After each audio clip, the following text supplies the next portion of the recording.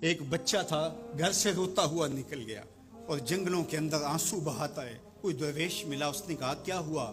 کہا مجھے اللہ سے بڑا ڈر لگتا ہے. میرے حضرت قبلہ خواجہ محمد یعقوب مصطفی رحمۃ اللہ تعالی علیہ, آپ کے یہاں نشان پڑ گئے تھے رو رو کے. یہاں ایک بزرگ ہوتے تھے, انتقال کر گئے. وہ کہتے ہیں ایک دن میں گیا تو انہوں نے دونوں اپنے گھٹنے کھڑے کیے تھے اور اپنی باہیں اس کے گرد لپیٹی ہوئی تھی اور ایسے سر جھکایا تھا. تو میں نے جا کے سلام کیا تو انہوں نے سر اٹھایا تو وہ رو رہے تھے.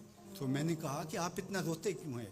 تو وہ کہتے ہیں کہ ان کے انداز نے میرے اندر درد بھر دیا.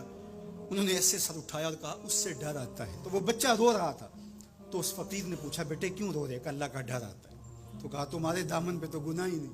کہتے ہیں بڑے کی عزت اس لیے کرو کہ اس کی نیکیاں زیادہ ہوں گی, اور چھوٹے کی تکریم اور شفقت اس لیے کرو اس کے دامن پہ گناہ نہیں ہے. ہم لوگوں کے گناہ دیکھتے ہیں اور اپنی خوبیاں دیکھتے ہیں. جب عیب دیکھنے کا شوق آئے وہ کہتے ہیں اپنے اندر اتر جاؤ, اور جب خوبیاں دیکھنے کا شوق آئے تو دوسروں کو دیکھو. تو کہا کہ اللہ سے ڈر آتا ہے. تو کہا کہ بیٹے تم نے تو گناہ ہی کوئی نہیں کیے. تو کہا آج میں نے عجیب ماجرا دیکھا جس نے مجھے گھر سے نکال دیا. کہا کیا؟ کہا کہ میری ماں کھانا پکانے کے لیے چولہے میں آگ جلانے لگی تو اس نے لکڑیاں رکھی تو لکڑیوں کو آگ نہیں لگ رہی تھی. تو اس نے چھوٹی چھوٹی لکڑیاں توڑ کے پہلے نیچے رکھی اور پھر ان کو آگ لگائی. ان کو آگ لگی تو پھر بڑی لکڑیوں کو بھی لگی. تو میں روتا ہوا گھر سے بھاگ آیا ہوں جنگل میں, کہیں ایسا نہ ہو کہ قیامت کے دن بڑے بڑے مجرموں کو آگ نہ لگے تو چھوٹے چھوٹوں کو رکھ دیا جائے.